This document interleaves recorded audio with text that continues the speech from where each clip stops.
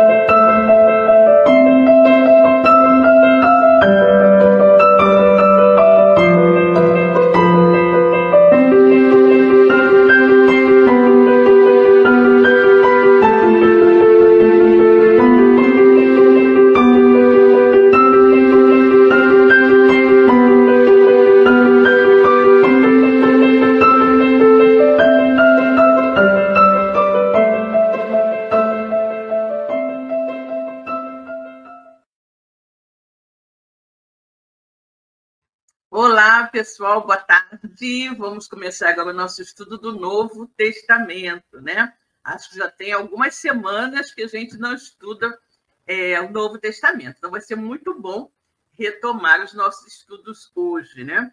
Mas, como sempre fazemos, vamos ler uma página de ambientação do nosso livrinho Gotas de Sabedoria, né? Do espírito Pietro Augustus, na psicografia do Emmanuel Cristiano. Vamos ler, então, o texto intitulado Abandona o Egoísmo. Quem olha somente para si está doente da alma. Quem não é capaz de compartilhar está possuído pela solidão. Quem não enxerga o outro é portador de cegueira espiritual. Quem não cultiva amizades morrerá perdido em si mesmo. Quem não sabe dar não poderá receber. Quem não escuta o outro é portador de surdez moral. Quem talha um mundo de egoísmo acabará na treva da perdição.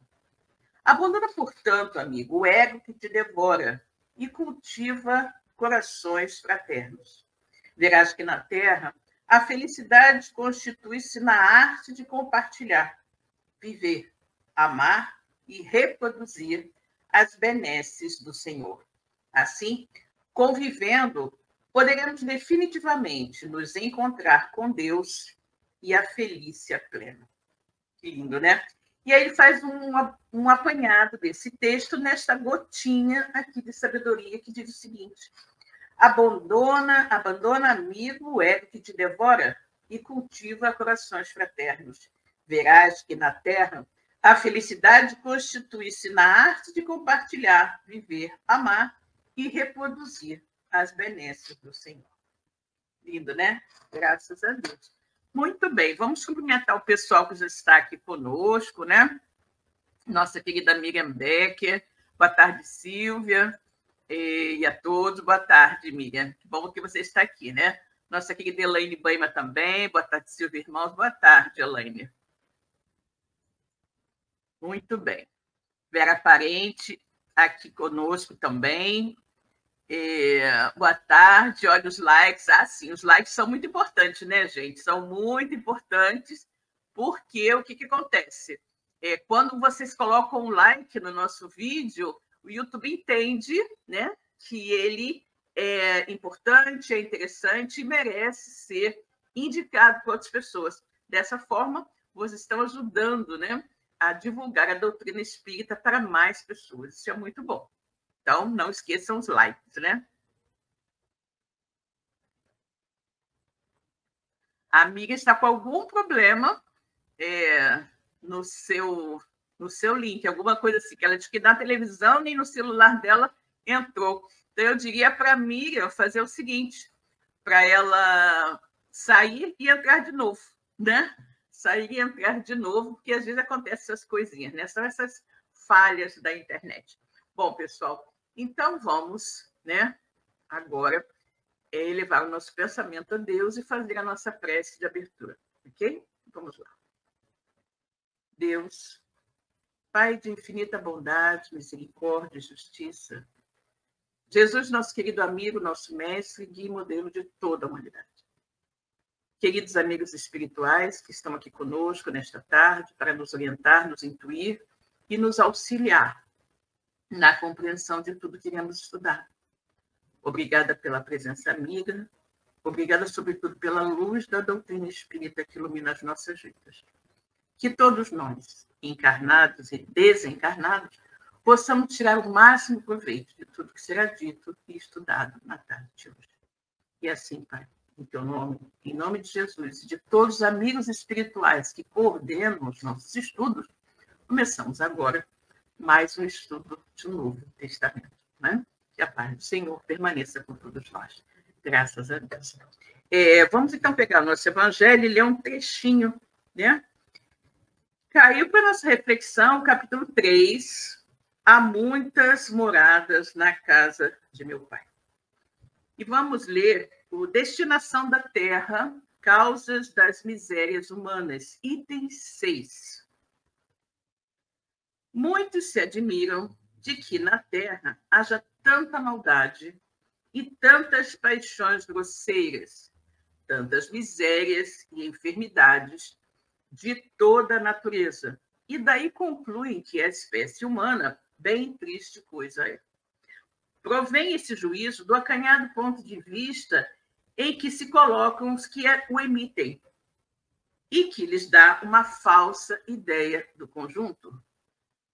Deve-se considerar que na Terra não está a humanidade toda, mas apenas uma pequena fração da humanidade. Com efeito, a espécie humana abrange todos os seres dotados de razão que povoam os inúmeros orbes do universo. Ora, que é a população da Terra em face da população total destes mundos?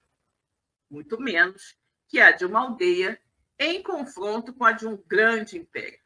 A situação material e moral da humanidade terrena nada tem que espante, desde que se leve em conta a destinação da Terra e a natureza dos que a habitam, né? Muito bem, pessoal. A amiga está dizendo que agora entrou pela TV. Que bom, né, amiga? Que bom que você vai poder nos acompanhar, né? Muito bem, pessoal. Nós hoje, continuando o nosso estudo, né? Nosso estudo do Evangelho de Mateus.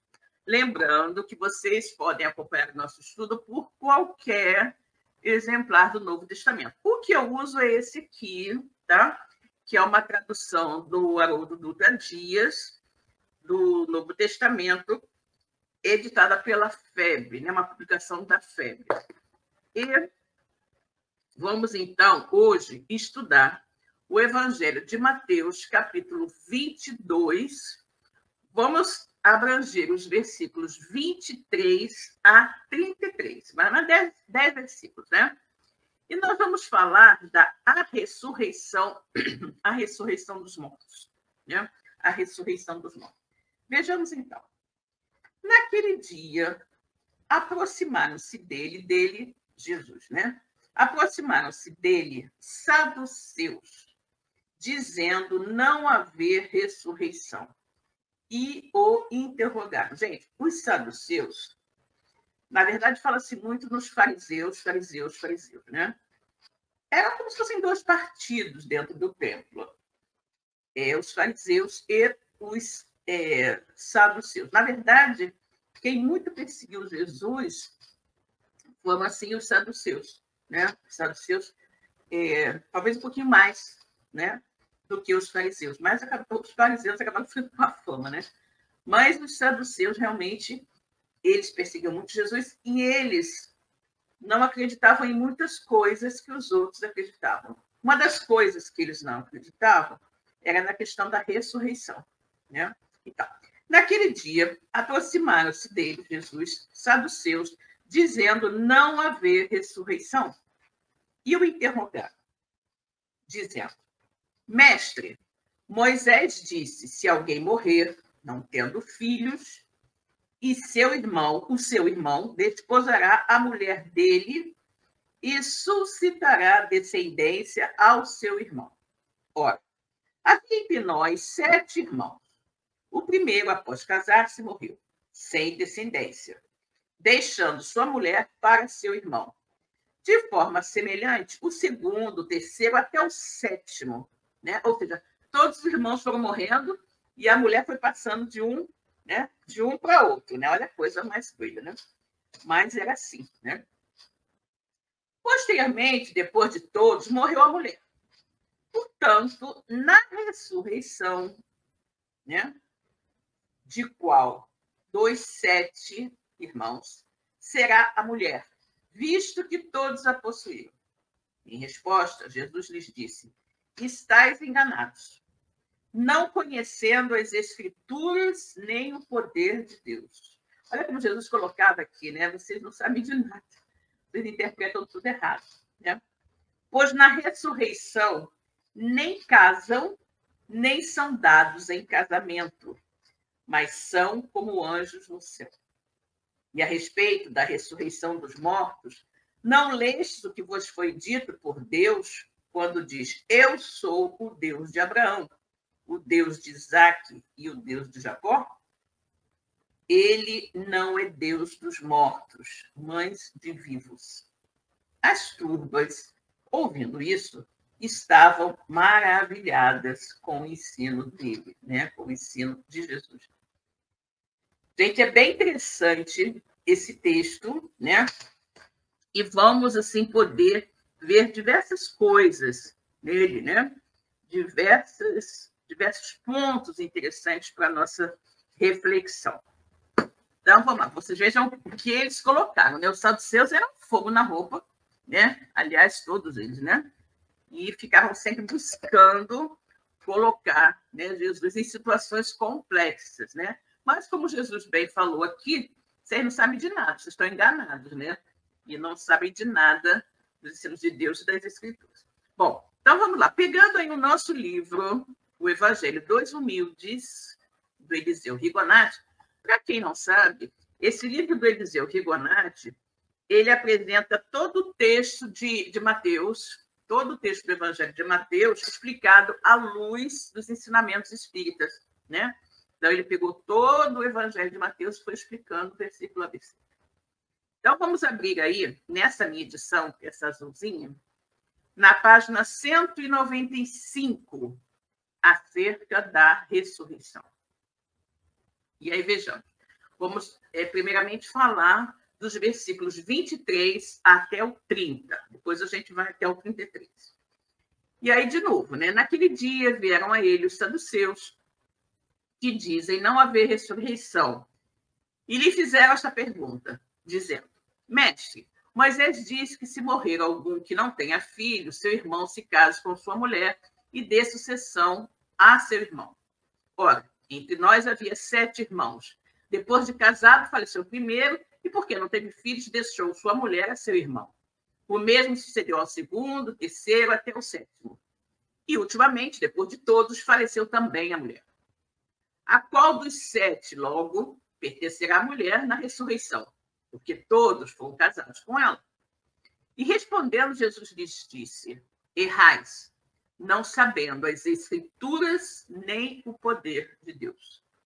Porque depois da ressurreição, nem as mulheres terão maridos, nem os maridos mulheres, mas serão como os anjos de Deus no céu. Olha que interessante, né? E aí o Eliseu Rigonati nos coloca o seguinte: a palavra ressurreição, nós sabemos que, né, antigamente eles diziam ressurreição, para que hoje, mais corretamente, o Espiritismo fala reencarnação. Então, a palavra ressurreição significa o ato de o espírito desencarnar e ressurgir pleno de vida no mundo espiritual. Né? Os laços do sangue unem determinadas pessoas sob uma mesma família, somente aqui na Terra. Então, temos a relação de parentesco, pais e filhos, marido e mulher, etc. Porém, no mundo espiritual, cessam as relações transitórias de parentesco, para dar lugar apenas à relação fraternal. Todos somos irmãos e filhos de um único Pai, que é Deus. Tá? Aqui o Rigonati está falando, né, dando uma interpretação mais, digamos assim, mais aprimorada do entendimento que os judeus tinham da palavra ressurreição. Na verdade, eles acreditavam, entendiam como ressurreição, né, o renascimento, né, o renascimento não, a revivescência, vamos dizer assim, de alguém que já tinha morrido, né, e que, de repente, ia voltar à vida naquele mesmo corpo. Né? E aqui o Rigonati coloca um outro entendimento, colocando essa vida, né, essa ressurreição, mas no plano espiritual. Né? E aí, o que acontece? O que a gente tem que entender aqui, efetivamente? Essas pessoas, nessa época, elas tinham um entendimento muito estreito, muito limitado de tudo. Então, nessa ressurreição, eles acreditavam muito, né, que seria a ressurreição, como eu falei, do corpo, do mesmo corpo material, aqui na Terra. Mas mesmo que fosse no plano material, na Terra, ou no plano espiritual, a questão em si principal é de quem seria a mulher, né? Uma vez que ela havia, na verdade, sido esposa de todos os 7 irmãos. Né? E aí Jesus vem e coloca justamente isso, que no plano espiritual, na ressurreição, nem as mulheres teriam maridos, nem os maridos teriam mulheres, né? Mas seriam como anjos de Deus no céu. Ou seja, essas ligações, né, familiares, consanguíneas, vamos dizer assim, nem é o caso de ser consanguínea, porque mulher e marido não têm relações consanguíneas, mas essas relações familiares existentes na Terra, elas não se repetem, na maioria das vezes, no plano espiritual. Né? No plano espiritual. Num caso como esse, a doutrina espírita nos explica o quê? Que caso um desses maridos, né, efetivamente fosse um espírito afim do espírito desta mulher, seria com esse que ela iria se identificar. Nós vemos na literatura espírita, no livro, nas obras de André Luiz, um caso assim. Em Nosso Lar, é contada a história de um homem, não me lembro agora o nome dele, né, que casou a primeira vez e depois casou a segunda vez. Ficou viúvo e casou a segunda vez. E aí, no plano espiritual, lá em Nosso Lar, André Luiz conhece a família onde ele morava com as 2 esposas. Só que aquela com quem ele realmente se afinizava era a primeira. E a outra vivia com ele na casa como se fosse filha e já estava efetivamente se preparando, né? Se preparando para uma nova encarnação. Então, gente, o que nós temos que aprender aqui nesse texto é o quê? Que a verdadeira parentela é a parentela espiritual, né? Que não é porque a gente vai desencarnar e ter várias existências que nós vamos encontrar no plano espiritual várias mães, vários pais, vários filhos, né? Vários irmãos, nada disso. Nós, do plano espiritual, vamos nos reencontrar, basicamente, com aqueles espíritos que nós temos maior afinidade, né? Aqueles espíritos que compõem a nossa verdadeira família, que é a família espiritual. Ok? E aí, prosseguindo aqui, ele vai agora falar dos versículos 31 a 33. E sobre a ressurreição dos mortos, vós não tendes lido o que Deus disse, falando convosco? Eu sou o Deus de Abraão, o Deus de Isaque e o Deus de Jacó. Ora, Deus não é de mortos, mas de vivos. E a gente do povo, ouvindo isso, estava admirada da sua doutrina, né? Ou seja, Jesus diz, né, que Deus não é Deus de mortos, mas de vivos. E aí a gente vai lembrar o seguinte: o que morre é o corpo físico, não é?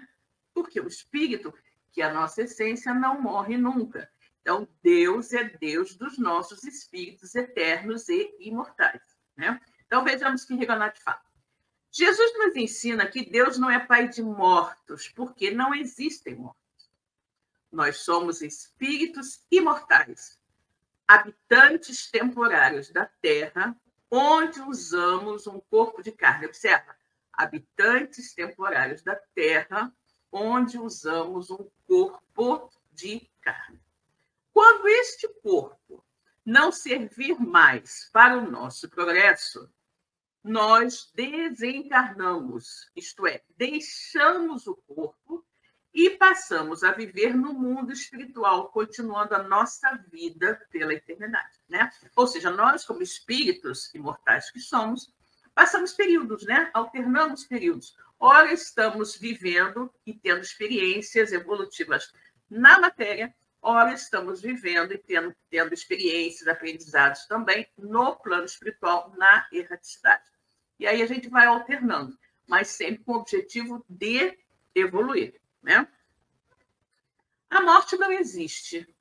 O que chamamos de morte é o simples fenômeno de se desatarem os laços que prendiam o espírito ao corpo, né? Uma vez desatados esses laços, o espírito passa para o mundo espiritual. E o corpo, né? Aquele corpo, aquela vestimenta grosseira que nós usávamos, né? Enquanto estávamos aqui. E esse corpo, essa vestimenta grosseira, será de acordo com a evolução do planeta, onde nós formos chamados a reencarnar, né? O nosso perispírito, inclusive, que é o molde do nosso corpo físico, ele será tanto mais denso ou menos denso, de acordo com a psicosfera, né, do planeta onde nós formos habitar, né? Então, a morte não existe. O que chamamos morte é o simples fenômeno de se desatarem os laços que prendiam o espírito ao corpo. Uma vez desatados esses laços, o espírito passa para o mundo espiritual e o corpo se desintegra, volvendo para o grande reservatório da natureza. Do outro lado do túmulo, a vida continua plena, bela e cheia de magníficas oportunidades de elevação para Deus. Exatamente. No plano espiritual, a vida continua, né? Nós podemos trabalhar, estudar, né? Fazer muitas coisas boas e evoluir na nossa caminhada inexorável para a plenitude, né? Nossa caminhada de elevação para Deus. Dizendo Jesus que Deus é pai de Abraão, de Isaque e de Jacó, quis dizer-nos que ele é o pai de todos, não importa quem seja o indivíduo, suas posses, sua cor, seu credo político ou religioso, né? Bom, então o que nós entendemos aqui, né? Entendemos aqui resumidamente, nesses versículos que falam justamente acerca, né, da ressurreição. Primeiro, que os laços, né, consanguíneos, as famílias materiais não são as famílias espirituais, né? Que nós vamos nos reunir no plano espiritual com os nossos verdadeiros espíritos afins, né? Verdadeiros espíritos afins. Que a morte não existe, né?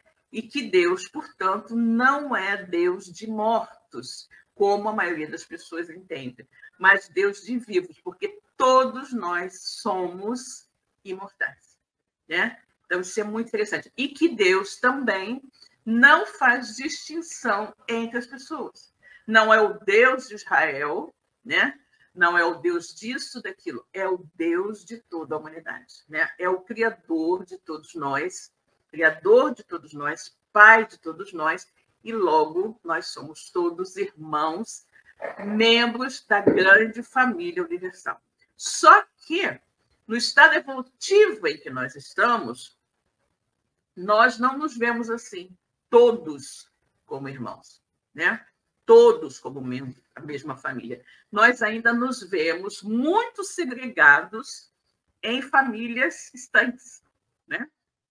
Mas, obviamente, que com o passar do tempo, com as vivências, né? Com as experiências adquiridas, nós chegaremos a um estado de plenitude em que veremos a todos como irmãos e a todos como membros da mesma família. Ok? Bom, vamos então agora pegar o livro O Evangelho Sem Mistérios nem Véus, que é esse livro aqui. E vamos analisar um pouquinho, né? Esse texto, né? E os primeiros versículos estão nesse livro, no capítulo 66, Matrimônio e Ressurreição. Essa análise aqui, gente, vai dar um pouquinho de pano para manga, tá? Porque existe um certo conceito que não foi muito bem explicado, né, em um dos livros de Emmanuel, né? Ou melhor, foi mal interpretado, mal explicado num dos livros de Emmanuel, e aí a gente vai falar sobre isso, que é bom que vocês vão ficar sabendo, né? Então, sobre esses primeiros versículos, né, do Evangelho de Mateus, capítulo 22, versículos 23 a 30, né, que são aqueles que ele fala da viúva que acabou casando com todos os irmãos e morreu antes de quem ela é esposa, né? E aí, o que diz?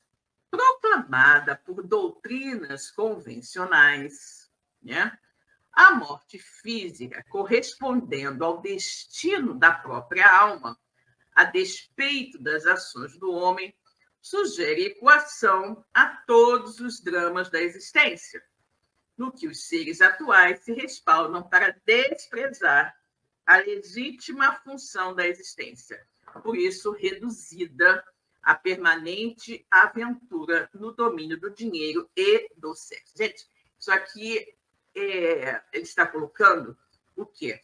Que muitas pessoas, muitas doutrinas, né, consideram a morte física, efetivamente, como destino da própria alma, né? E, na maioria das vezes, como solução, né, para uma série de dramas e tudo mais. E que a maioria das pessoas, né, vê a existência atual com dois únicos objetivos principais, que seria que tenham como dominantes, né, o dinheiro e o sexo. Basicamente, o sexo como fonte de prazer, caminho para a perpetuação da espécie humana também e unicamente, né?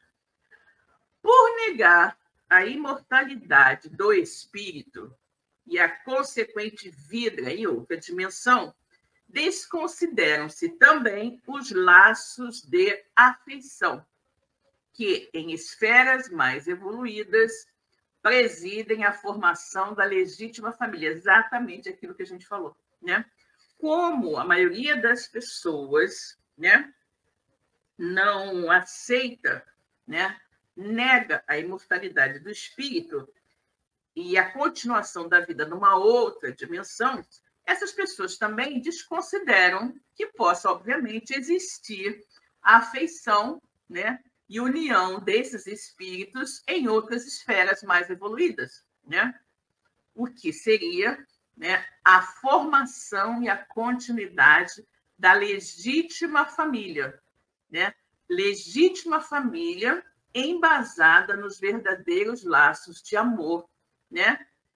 Simbolicamente descritos, né, no primeiro livro do Pentateuco, a Gênese, no seguinte versículo: não é bom que o homem esteja só, far-lhe-ei uma auxiliadora, né?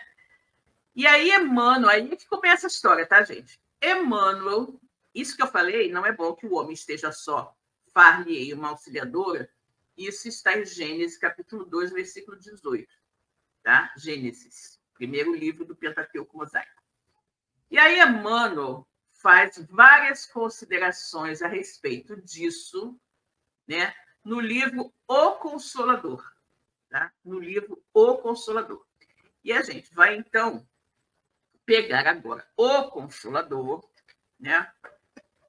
Consolador, esse livrinho aqui, que é o livro de Emmanuel, psicografado pelo Chico Xavier, e vamos ver uma coisa. Nesse livro, gente, existe uma afirmação que contradiz o que está no Livro dos Espíritos. Tá? Livro dos Espíritos, que é ele falar da existência de almas gêmeas. Tá? Isso causou uma certa polêmica, por quê? Porque o Livro dos Espíritos, na pergunta de número 298, que Kardec faz, os espíritos negam a existência de almas gêmeas. Tá? Kardec pergunta 298 do Livro dos Espíritos, vocês podem confirmar aí. As almas que se devem unir são, desde a sua origem, predestinadas a essa união? Tem cada um de nós, em algum ponto do universo, a sua metade a que um dia haja fatalmente de unir-se? E os amigos espirituais dizem não. Não existe união particular e fatal entre duas almas. A união existe entre todos os espíritos, mas em graus diferentes, segundo a posição que ocupam, isto é, segundo a perfeição que adquiriram. Quanto mais perfeitos, mais unidos. Da discórdia nascem todos os males da humanidade, e da concórdia resulta a felicidade completa. Ou seja, não existem, tá? Não existem. Vamos pensar, gente, de uma forma macro, tá? Como vários espíritos criados por Deus, simples e ignorantes, mas que, com o passar das inúmeras existências, vão se aperfeiçoando até chegarem ao ápice da evolução espiritual, que é na categoria de espíritos puros. Quando o espírito atinge esse nível, ele ama todos indistintamente, não tem preferência, tá? Então, essa questão de alma gêmea, aquele amor da minha vida, né, que seria o meu mais querido de todos, não existe, porque nesse nível, né, nós todos vamos amar a todos igualmente. Então, Deus não criou isso, tá? Não criou chamadas almas gêmeas e separou-as por aí pela Terra. Então, isso não existe. Só que no livro, né? Nesse livro aqui, O Consolador, mais ou menos nas perguntas 323, 324, por aí, existe uma contradição, né? Emmanuel como que afirma, ou melhor, afirma existirem justamente essas almas gêmeas. E aí o que aconteceu? Depois de receber esse livro, ele foi até publicado e tudo mais, né? A FEB se tocou e questionou Chico, para que ele questionasse Emmanuel, com relação a essa controvérsia, né? O Livro dos Espíritos diz que não existem almas gêmeas e Emmanuel, nesse livro Consolador, diz que existem almas gêmeas. E aí Emmanuel dita uma explicação, né, que consta acho que consta atualmente em todas as edições do Consolador, que é uma nota à primeira edição, né? Porque na primeira edição saiu isso sem nenhuma explicação. Então, a FEB escreveu uma nota à primeira edição falando sobre isso, né? E é importante nós lembrarmos que o próprio Emmanuel disse para Chico, se algum dia eu falar alguma coisa que esteja em contradição com Kardec, né? Fique com Kardec, né? E Kardec nos diz, no Livro dos Espíritos, que não existem almas gêmeas, né? E aí, Emmanuel, quando foi, né, questionado sobre isso, ele deu uma comunicação, e parte dessa comunicação, ele diz o seguinte, com a expressão almas gêmeas, não desejamos dizer metades eternas, e ninguém, a rigor, pode estribar-se no enunciado para desistir de veneráveis compromissos assumidos na escola redentora do mundo, sob pena de aumentar os próprios débitos, com difíceis obrigações à frente da lei, né? Então, o que acontece aqui? O que ele está falando? De uma certa forma, ele atribui esse erro a uma má interpretação mediúnica, né? E quando ele fala, né, dessas almas gêmeas, ele quis falar não de um casal em si, mas de espíritos afins, né? Espíritos afins que pensam da mesma maneira, que já atingiam determinado grau evolutivo e que, por isso mesmo, né? E que, por isso mesmo, olham na mesma direção, né? Como almas gêmeas, mas não significando metades, tá? Metades eternas, mas espíritos que atingiram o mesmo grau evolutivo. O que vai acontecer com toda a humanidade em determinado momento, né? Nós todos, né? Não toda a humanidade, porque Deus está sempre criando, né? Está sempre criando espíritos simples e ignorantes. Então, isso não vai acontecer em determinado momento, porque sempre temos espíritos mais atrasados que os outros. Mas o que vai acontecer com toda a criação, né? Com toda a criação de Deus, porque todos os espíritos, um dia, né, vão atingir a plenitude e chegar à condição de espíritos puros. E nestes mundos celestes, onde habitam os espíritos puros, né, também chamados, a gente pode dizer, espíritos crísticos da categoria de Jesus, que já atingiu a plenitude também, todos se amam normalmente como irmãos, como membros da mesma grande família universal. Ok, gente? Então, é importante que vocês, quando lerem o livro O Consolador, que chegarem nessas perguntas, né? 320 e pouco, 324, é no capítulo Amor, né? No tema União, que surgiu essa polêmica. Então, para que vocês tenham em mente, né? Tenham em mente que aqui houve um erro de interpretação, alguma coisa assim, tá? Mas que Emmanuel não quis dizer que existem almas gêmeas tipo casal, né? Eu teria minha metade eterna em algum lugar perdido aí pelo mundo. Isso não é, tá? Ele fala de espíritos como um todo afins, né? Afinizados com a mesma ideia, ok? Bom, dito isso, vamos prosseguir a nossa análise do estudo. E aí vamos voltar ao livro O Evangelho Sem Mistérios Nem Véus e vamos abrir no item 65, que vai agora analisar justamente o outro ponto do nosso estudo de hoje, né? Deixa eu ver aqui. A Vera Parente, vejamos, tem uma colocação no meu livro, na página 154, ok.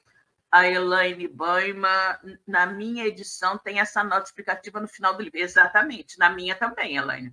Porque acredito eu que essa explicação começou, né, a ser publicada, porque, como está, é uma nota à primeira edição, né?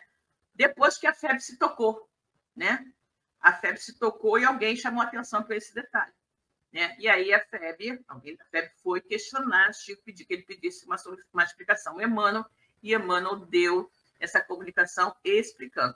Então, acredito eu que a partir da segunda edição do livro O Consolador tem essa nota, né? O que é muito interessante, ok? E aqui a Vera, muito bem explicado. Ah, que bom, Vera, aqui vocês entenderam, né? Eu fiquei com receio de ficar um pouco confusa a coisa, mas tudo bem, que ótimo. Bom, gente, aí voltando aqui, né, vamos agora fazer uma análise daquela segunda colocação, que é justamente dos versículos 31 a 33. E nesse livro que eu falei, né, o Evangelho Sem Mistérios nem Véus, do J. Moutinho, tem esse texto 65, que é Saduceus e Ressurreição. Respondeu Jesus também aos saduceus: quanto à ressurreição dos mortos, não tendes lido o que Deus declarou? Eu sou o Deus de Abraão, de Isaque, de Jacó. Portanto, ele não é Deus de mortos, e sim de vivos. Ouvindo isso, as multidões se maravilharam de sua doutrina, né? E aí, o Moutinho nos faz uma análise desses versículos da seguinte maneira: anotada por Madalena e pelos apóstolos depois da crucificação, a visão do Cristo é ainda definida por ressurreição, né? Por doutrinas convencionais, considerando que, por conveniência, admitem a alma por mera energia, que na ausência do corpo repousa eternamente. Ou seja, todo mundo, exceto nós, espíritas, né? As demais religiões, acredito eu, consideram que Jesus ressuscitou ao terceiro dia. Nós sabemos que isto não se deu. No entendimento que os judeus tinham de ressuscitar, ou seja, o corpo morto voltar à vida, isto não aconteceu. O que aconteceu foi que o espírito imortal de Jesus se materializou e se fez visto inicialmente por Madalena, né, que foi ao sepulcro no domingo de manhã, né? E pelos demais discípulos que, ao longo, mais ou menos, se eu não me engano, 40 dias, para quem Jesus se materializou. Inclusive, nós temos a conhecida passagem da materialização de Jesus dentro do cenáculo, quando desta vez, porque antes ele já havia se materializado para os discípulos, mas Tomé não estava, e Tomé não acreditou. Então, desta vez, quando Jesus aparece outra vez no cenáculo, Tomé está. Tomé está, e Jesus chama Tomé e manda que ele toque nas suas chagas, né? Naquele ferimento que foi feito assim no lado de Jesus pelo soldado romano Longinos, com a lança, para confirmar se ele estava morto mesmo, né? E aí Tomé, Jesus disse para ele tocar, e ele toca. Observe o seguinte também, aqui são detalhezinhos que eu acho interessante a gente comentar. Quando Maria Madalena viu Jesus lá no sepulcro, no domingo de manhã, ela foi para tocar e Jesus disse: não me toque, porque ainda não subiu ao Pai, né? Por que ela não poderia tocar Jesus? Porque ali nós tínhamos um espírito materializado. E se Madalena o tocasse, ele ia se desmaterializar imediatamente. Isso acontece. Porém, já quando foi na questão do cenáculo, Jesus já fez uma materialização mais, digamos assim, mais densa, mais compacta, porque quando os espíritos desejam, eles se materializam e se tornam, inclusive, tangíveis, né? Ou seja, você pode tocar, né? Então, nessa situação lá do cenáculo, né? Lá do cenáculo, Jesus se materializou de forma tangível porque ele queria provar para Tomé também, né, que efetivamente a vida continua, morte não existe, né? E aí Jesus pergunta para ele: você agora crê? E Tomé diz sim. E aí Jesus fala para ele aquela frase maravilhosa, né? Bom seria que não necessitasses ver para crer. Né? Aí eu penso que seria muito, digamos assim, chato, né? Que Tomé tenha exigido ver, porque tem muita gente, né, que exige ver para crer, né? Não adiantou o testemunho de Maria Madalena, afinal, o testemunho de mulher e qualquer coisa que mulher dissesse naquela época não valia de nada, né? Maria Madalena, mas todos os outros apóstolos que tinham visto Jesus disseram que o viram, né? Mas também insistiu que não, né? Que só se ele visse os próprios olhos e tocasse nas chagas de Jesus que ele iria acreditar. E aí Jesus se materializa num dia que Tomé está, chama Tomé e manda que ele toque. E pergunta: você acredita agora? Ele disse sim. Mais bom seria que você acreditasse sem precisar ver, né?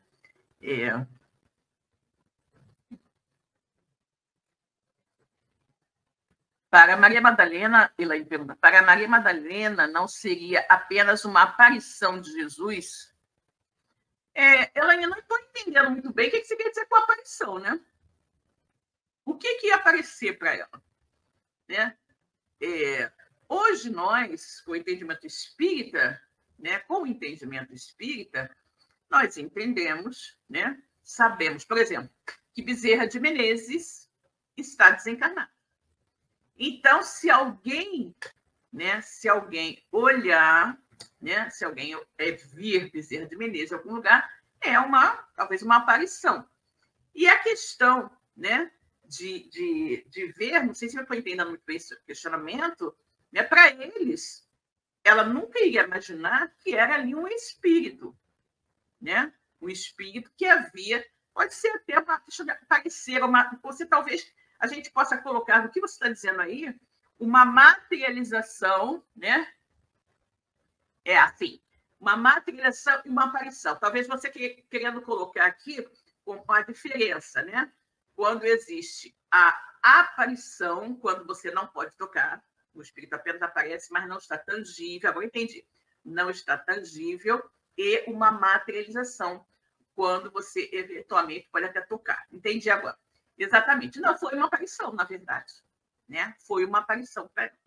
Né? Como deve ter sido também para os demais, uma aparição, apenas talvez naquele caso, né, em que Tomé estava presente, ele tenha feito o seu corpo espiritual ficar tão tangível para que ele pudesse tocar. E aí a gente vai lembrar também na estrada de Emaús, né? Na estrada de Emaús, porque Jesus caminha com aqueles 2 discípulos até de Jerusalém a Emaús, e eles não percebem que era Jesus, ou seja, Jesus não se deu a conhecer, embora estivesse conversando com eles olharam, mas eles não reconheceram Jesus. Quando eles chegam a Emaús e entram na hospedaria e sentam, eles convidam Jesus para entrar e sentam para fazer a refeição, quando Jesus pega o pão e parte o pão, naquele momento eles reconheceram Jesus. E aí Jesus desaparece. Né? Eu entendi seu questionamento. Realmente, deve ter sido assim, como uma colocação, né? Uma aparição, né? Que é o espírito sem estar na condição de tangível, né? E uma materialização, quando ele realmente se materializa, fica tangível. Agora entendi sua colocação. Ok, gente, então vamos lá. Saduceus e ressurreição. Então, anotada por Madalena e pelos apóstolos, depois da crucificação, a visão, ele coloca aqui a palavra visão, tá vendo? A visão do Cristo é ainda definida por ressurreição, por doutrinas convencionais, considerando que, por conveniência, admitem a alma por mera energia, que na ausência do corpo repousa eternamente.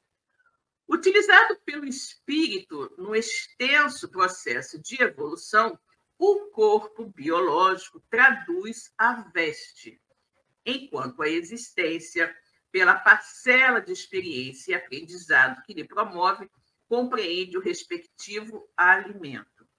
Esperada para o dia do juízo final, a ressurreição dos corpos, traduzindo derrogação, olha isso, gente, a ressurreição do corpo, né?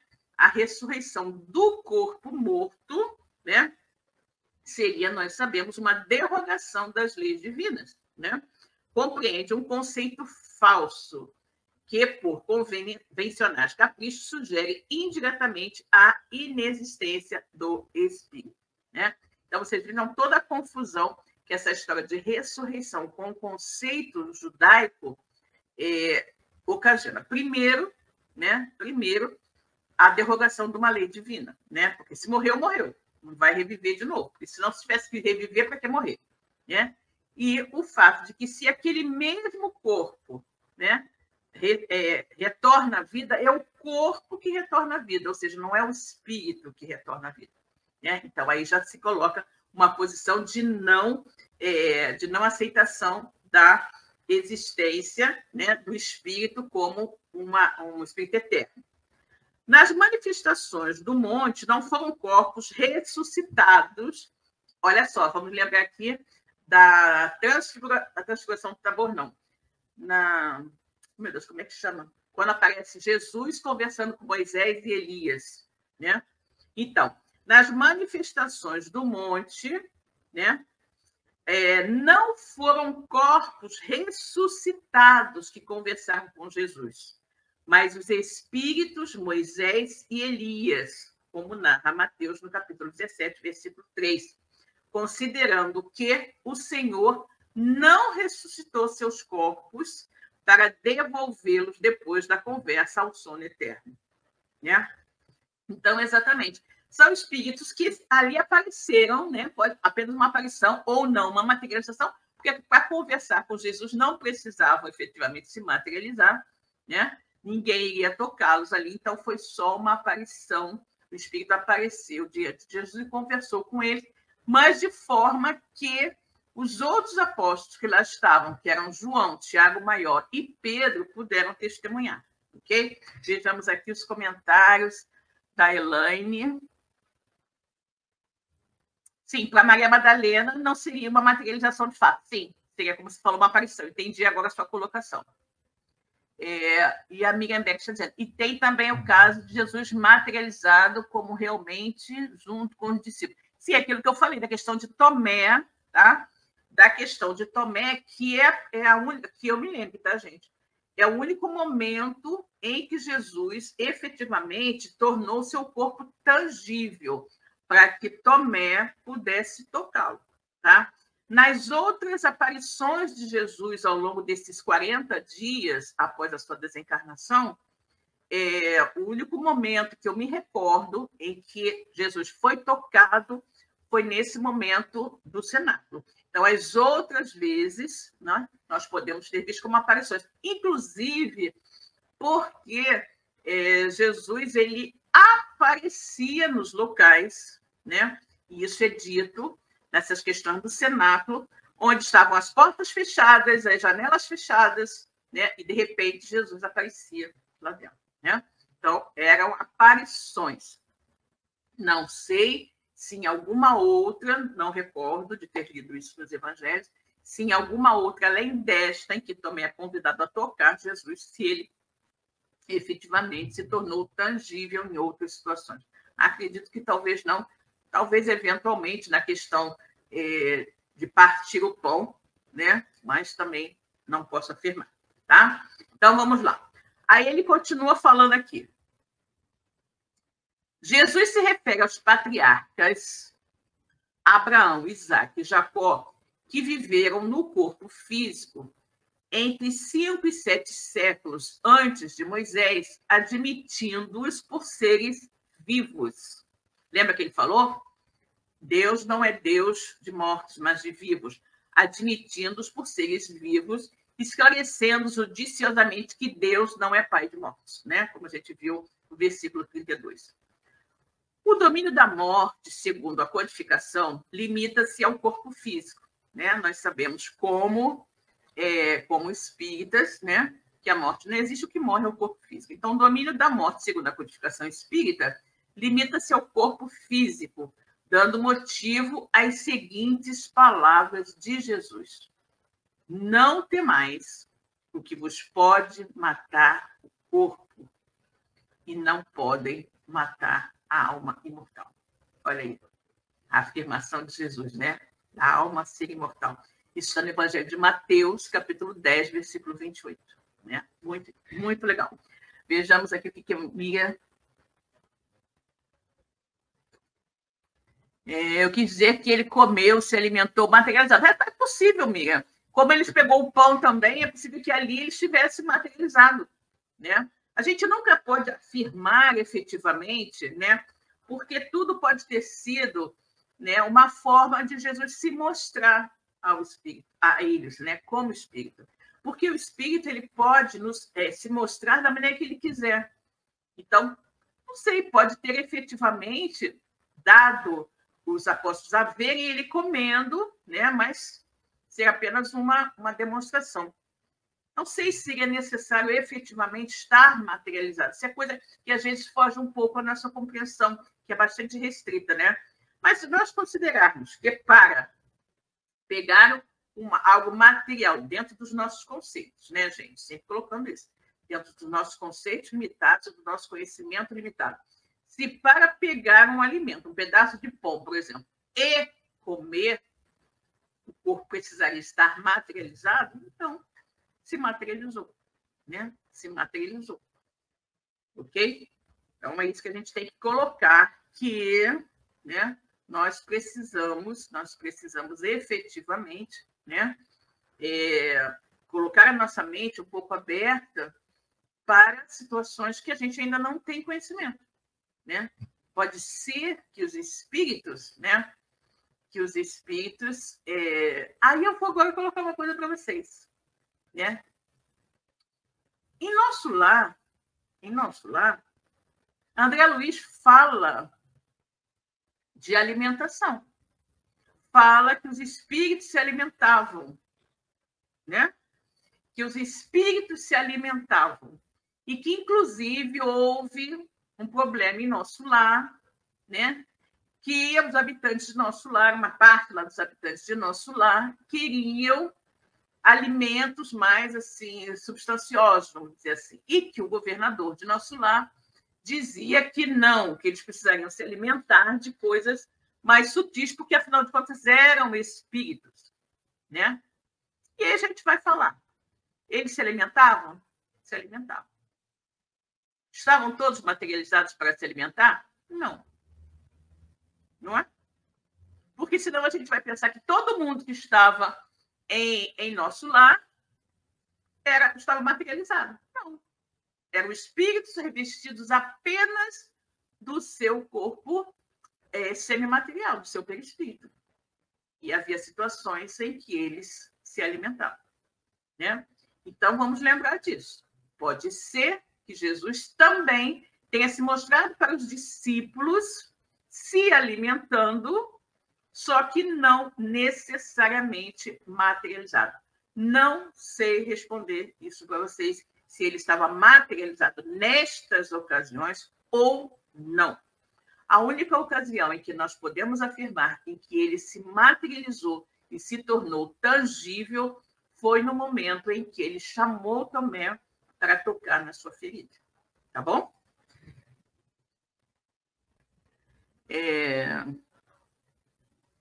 Aqui a amiga Vera acha que estava materializado, né? Para poder comer. A Verinha Parente diz que eu não creio que estava materializado, né? Também não podemos afirmar, acho que também não estava, não. E aqui, Verinha, exatamente, espírito. Pois é.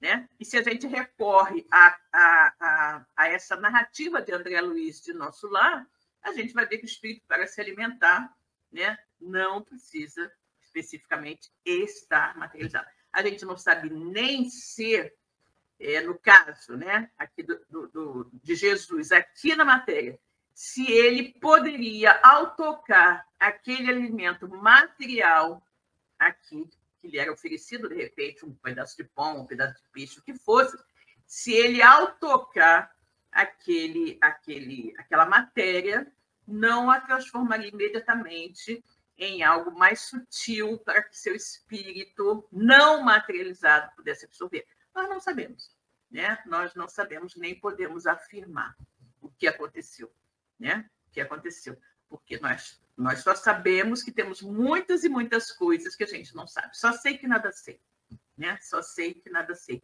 E hoje nós entendemos, né, que essas aparições de Jesus foram aparições do seu espírito, né?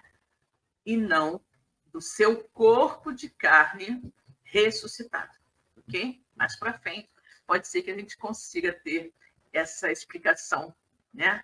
mais clara, apesar de que isso não faz a menor diferença, né? Então, continuando aqui, gente. Nossa, nosso tempo acabou, mas eu vou tentar ler o finalzinho aqui para vocês. Na versão sugerida pela religião convencional, que se respalda no domínio da morte, a ressurreição não possui bases para se manter, exatamente, né? Por cultivar o conceito do sono eterno imposto à alma até o dia do juízo, além de atribuir inteligência e vida exclusivas ao corpo celular. Admite que o espírito não tem a vida própria quando ausente do corpo, versão materialista que sugere o pó por destino de todos os seres. Ou seja, aqui ele está fazendo um contraponto, dizendo que a ideia, né, de que todos chegam lá no sono eterno até o dia do juízo final, essa coisa toda, não se sustenta, né? Não se sustenta e não está de acordo com os conhecimentos espíritas. Traduzido simbolicamente por árvore da vida eterna, o corpo promove a evolução intelectual e moral do espírito. Impulsiona até vencer o quê? A primitividade animal. Ou seja, nós precisamos de um corpo físico enquanto precisarmos encarnar, né, nos diversos mundos para a nossa evolução, ok? Importa, pois, esclarecer que não é pela morte de um corpo que se adquire a vida eterna, mas por iluminar-se de sabedoria e de virtudes, com que a alma se exonera das reencarnações de feição provacional e expiatória. Exatamente. Quanto mais, né, nós vamos evoluindo, mais nós vamos aprendendo, mais nós vamos nos purificando, e aí o nosso espírito imortal vai deixando de precisar reencarnar, né, e passar por provas e expiações como a gente passa hoje, né? Traduzida por ressurreição, a visão do Cristo deve ser atribuída às singulares faculdades mediúnicas de que os discípulos se faziam portadores. Exatamente, eles viam Jesus porque eram médicos, né? A aptidão que Madalena demonstra possuir com a visão de 2 anjos, lembra? Aqueles 2 anjos que ela viu no sepulcro e que ela pergunta onde está o mestre, aquela coisa toda. Antes de reconhecer o mestre que a seguir desaparece, né?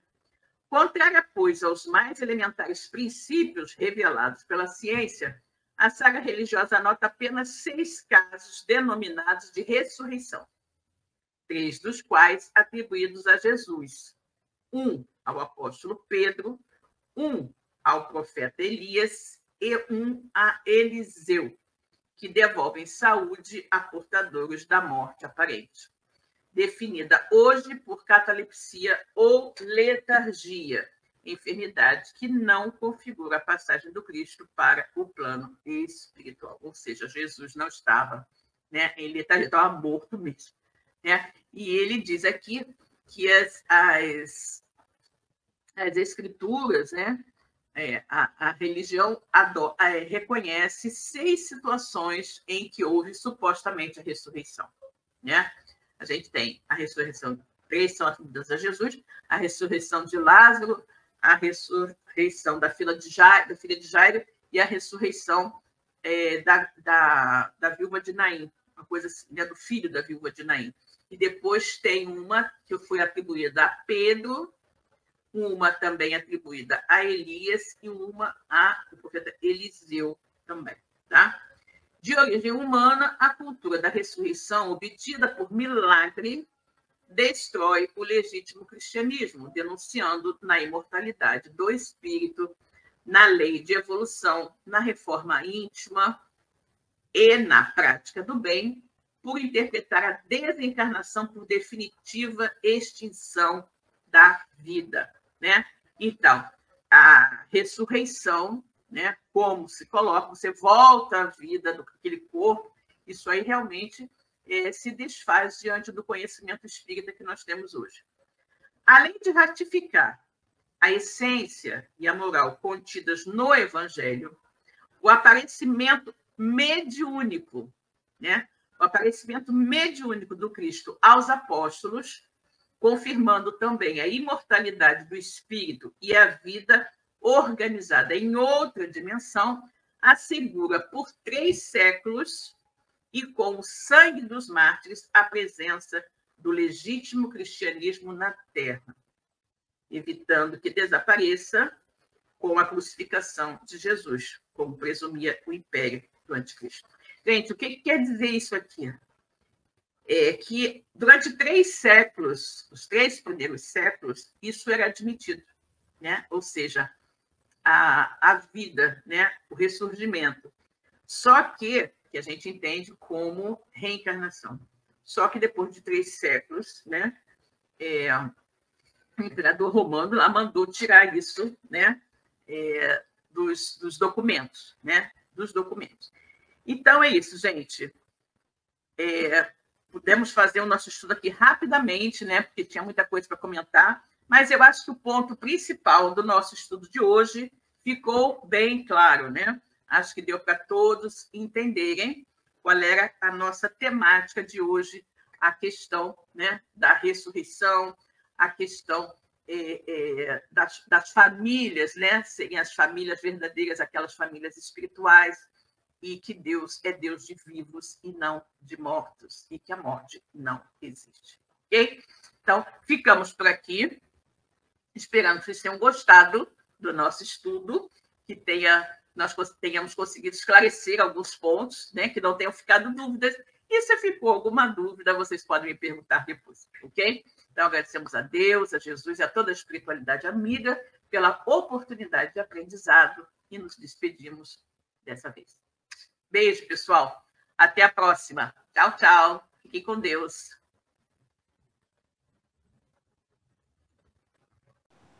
Chegamos ao final da nossa atividade. Muitíssimo obrigado mesmo pela sua companhia e espero você no próximo evento.